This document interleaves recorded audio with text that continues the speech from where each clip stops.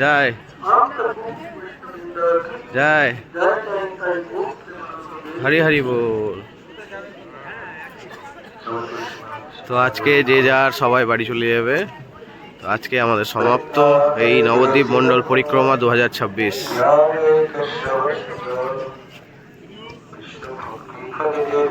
তো আমরা মোটামুটি রেডি হয়ে গেছি, এখন তুলসী আরতি হচ্ছে, মঙ্গল আরতি হয়ে গেল, এরপর আমরা বেরিয়ে যাবো সব মায়াপুরের উদ্দেশ্যে। মায়াপুরে মহামিলন শেষে আমরা যে যার বাড়ি চলে যাবো। বস্তাটা এনে দিতে হবে ওইখান থেকে।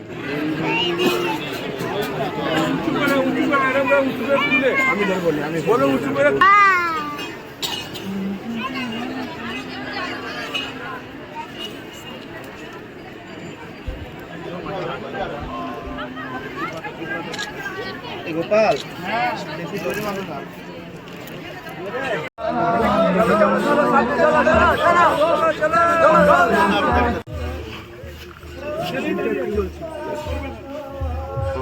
কি বলছিস শুনছো?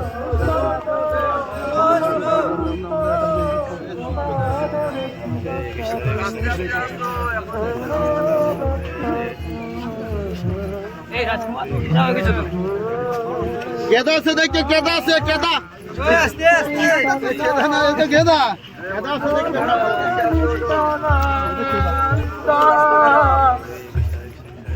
ঝাড়াইতা সদাধার নিবাসাদি গোরক্তমে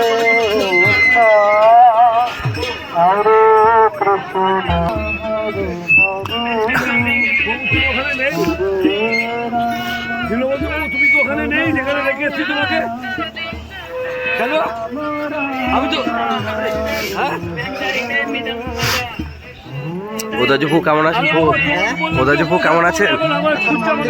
প্রোগ্রাম চলছে তো চাপেই আছে এখন।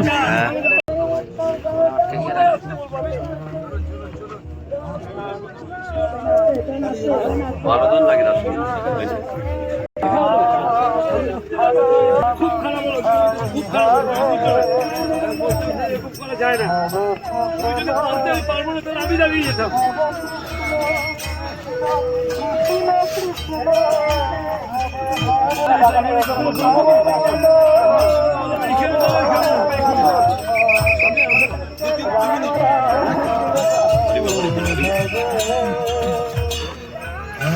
কৃষ্ণ আরে আসবে এটা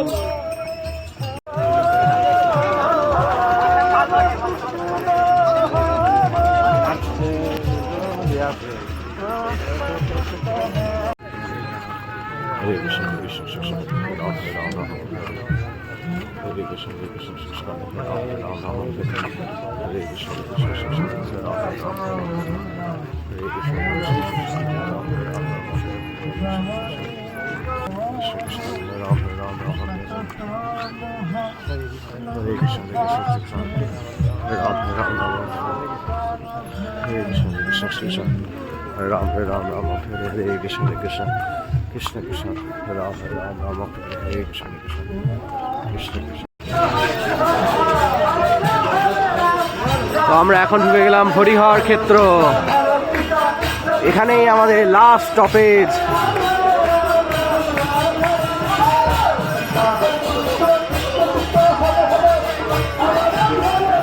হরে কৃষ্ণ, হরে কৃষ্ণ, কৃষ্ণ হরে রাম, রাম হরে হরে কৃষ্ণ, হরে কৃষ্ণ, কৃষ্ণ হরে রাম, রাম হরে হরে কৃষ্ণ, হরে কৃষ্ণ, কৃষ্ণ কৃষ্ণ হরে রাম, রাম হরে হরে কৃষ্ণ, হরে কৃষ্ণ, কৃষ্ণ কৃষ্ণ রাম, রাম হরে হরে কৃষ্ণ, হরে কৃষ্ণ, কৃষ্ণ কৃষ্ণ হরে রাম, রাম হরে হরে কৃষ্ণ, হরে কৃষ্ণ, কৃষ্ণ হরে রাম, রাম হরে হরে কৃষ্ণ, হরে কৃষ্ণ, কৃষ্ণ কৃষ্ণ হরে রাম, রাম হরে হরে কৃষ্ণ, হরে কৃষ্ণ, কৃষ্ণ কৃষ্ণ হরে রাম, রাম হরে হরে কৃষ্ণ, হরে কৃষ্ণ, কৃষ্ণ হরে কৃষ্ণ, কৃষ্ণ কৃষ্ণ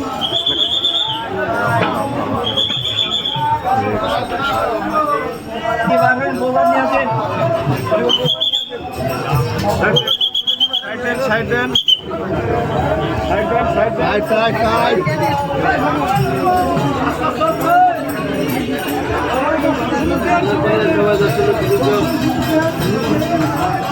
দুদিক দিয়ে আসলে হবে না, একদিক দিয়ে বেরোতে দিই।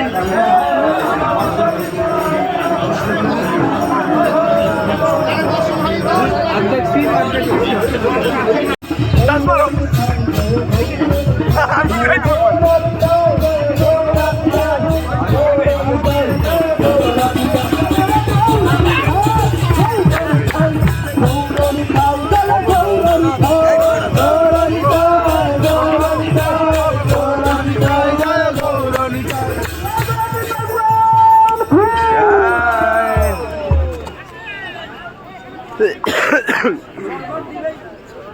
হরে কৃষ্ণ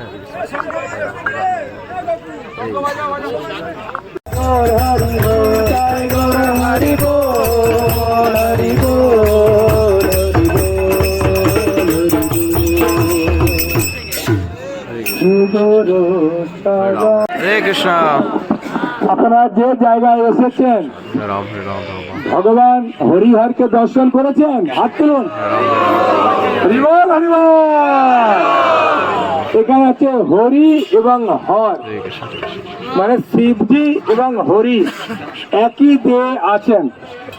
যখন বানাসুরের মেয়ে উষাকে যখন ভগবান কৃষ্ণের পুত্র, তাই না, অনিরুদ্ধ, কেন কৃষ্ণের ছেলে পদ্মুম্ন, পদ্মুম্নের ছেলে অনিরুদ্ধ, অনিরুদ্ধ যখন বানাসুরের মেয়েকে বিয়ে করলেন, হ্যাঁ, কি নাম তাড়াতাড়ি বলুন, উষা, তখন শিবজির সঙ্গে ভগবান কৃষ্ণের, বানাসুরের সঙ্গে কৃষ্ণের খুব লড়াই হয়।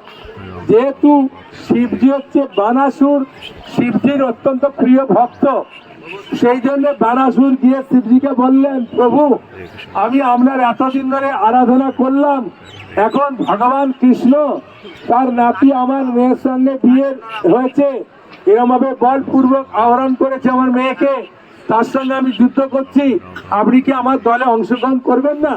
শিবজি বললেন, হ্যাঁ হ্যাঁ, তুমি আমার ভক্ত, আমি লড়বো কৃষ্ণের সঙ্গে। আর কৃষ্ণের সঙ্গে শিবজির যখন লড়াই হচ্ছে, তখন শিবজির শেষ অস্ত্র কি নারায়ণ জল না কি অস্ত্র মেরেছে, মারার পরে ভগবান কৃষ্ণের কিছু হলো না। তখন ভগবান কৃষ্ণ বললেন, শিব তোমার কৈলাসকে আমি পুড়িয়ে দিলাম। তাই শিবজি তখন কৈলাস ছেড়ে দেখো, সেই জন্য ওই একটা কালো বিগ্রহ আছে হরি, তার পাশে লক্ষ্মী দেবী আছেন, এই ধারটা আছে সদাশিব এবং তার পাশে পার্বতী জি আছে, দর্শন করলেন। আর একটা চরণ দর্শন করেছেন, এই ভগবান বিষ্ণুর চরণ, ডান পদ্ম এখানে আছে আর বাম পদ্ম আছে গয়াতে, বুঝেছেন? আর জগন্নাথ আছে, এর পাশে এখানে অলকানন্দ আছে, এটা হচ্ছে অভিন্ন বারাণসী। এখানে যদি কেউ মারা যায়, হ্যাঁ, তখন গৌরাঙ্গ মহাপ্রভুর নাম শিবজি তার কানে গৌরাঙ্গ গৌরাঙ্গ গৌরাঙ্গ নাম উচ্চারণ করে। বলুন, গৌরাঙ্গ গৌরাঙ্গ গৌরাঙ্গ গৌরাঙ্গ গৌরাঙ্গ গৌরাঙ্গ। এটা হচ্ছে অভিন্ন বারাণসী। এই জায়গাটা অত্যন্ত মাহাত্ম্যপূর্ণ জায়গা। এই জায়গায় আপনারা এসেছেন, হরিহরকে দর্শন করেছেন। অলকানন্দকে দর্শন করা যাবে না, অলকানন্দকে এখান থেকে প্রণাম করে দেন। এখন অলকানন্দ অনেক ছোট হয়ে গেছে, নদী তো বলা যাবে না, হ্যাঁ, তাই হরিহরকে দর্শন করেছেন। গদাধরে ভগবান গদাধর, তার পাদপদ্ম দর্শন করেছেন, জগন্নাথ দর্শন করেছেন, পরে শিবজি আছেন। আর এখানে হনুমান মন্দির পরে স্থাপিত হয়েছে। সেই হরিহর ক্ষেত্রে আপনারা এসেছেন, হরি আর হর, সেই জন্য সময় কতক্ষণ তাহলে আমঘাটার কাহিনীটা বলে দিই বাবা। আমঘাটাতে আমরা যখন এখান দিয়ে যাবো, গিয়ে দেখবেন একটা রেল লাইন আছে, রেল লাইনটা পার হলেই পাকা রাস্তা। এই পাকা রাস্তার ডান দিকে তাকালে একটা ছোট্ট রাস্তা আছে, ওখানে আম আছে, আম বাগান আছে। ওই আম বাগানটাকে বলা হয় আমঘাটা। হ্যাঁ, চৈতন্য চরিতামৃতে উল্লেখ আছে, মহাপ্রভু তার 200 জন ভক্তকে নিয়ে কীর্তন করতে করতে একটা ব্রাহ্মণের বাড়িতে অবস্থান করলেন। অবস্থান করার পরে সবাই ঘাম বেরিয়েছে, ক্লান্ত হয়ে গেছে। তখন মহাপ্রভু বললেন, তোমরা কিছু খেতে চাও? তখন একজন ভক্ত বললেন, প্রভু যখন খুব গরম লাগে তখন পাকা আম খেতে পারলে তো খুব ভালোই হয়। তখন বলে, ঠিক আছে, একটা আমের বীজ নিয়ে আসো। আমের বীজ নিয়ে এসেছেন, মহাপ্রভু পুঁতেছে, পোতার পরে বলছে এখন আমরা কীর্তন আরম্ভ করবো। কীর্তন করছেন, গাছ আস্তে আস্তে আস্তে আস্তে বড় হয়ে ফুল হয়ে ফল হয়ে পাকা আম হয়ে গেল। আর ওই আমটা ছিল সিঁদুরে বেটে আম, আর ওই আমের আটিও আর খোলা এমন ভাবে ছিল, সব খেয়ে নিয়েছে। এক একটা আম খেতে সবার পেট ভরে গেছে।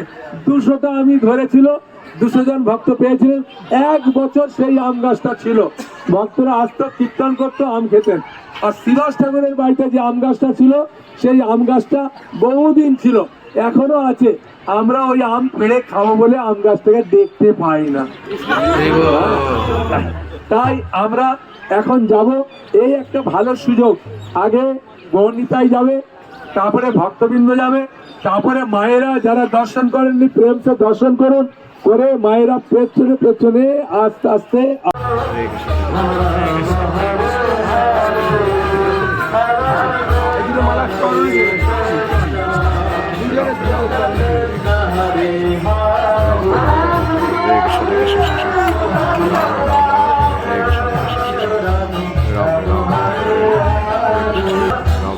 এখান থেকে শুরু করেছিলাম, তো সেখানে আমরা এখন পৌঁছে গেছি নারায়ণপুর ঘাট। হরে কৃষ্ণ হরে কৃষ্ণ কৃষ্ণ কৃষ্ণ রাম হরে রাম রাম হরে হরে কৃষ্ণ কৃষ্ণ কৃষ্ণ কৃষ্ণ হরে রাম হরে রাম রাম হরে হরে সাদা ড্রেস কেউ সামনে যাবে না, সোজা কথা যেটা আমি বললাম না।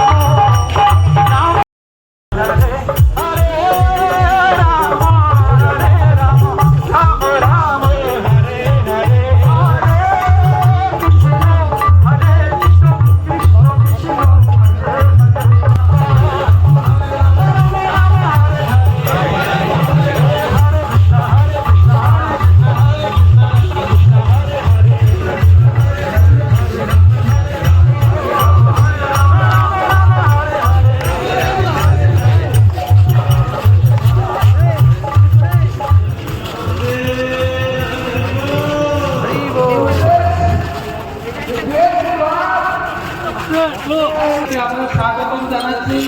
তারা এগিয়ে আসছেন সার্বিক পরিক্রমা করে এই মহামেলন মাঠের দিকে এগিয়ে আসছে। সামনে দেখেন লাল কাপড়ের শাড়ি।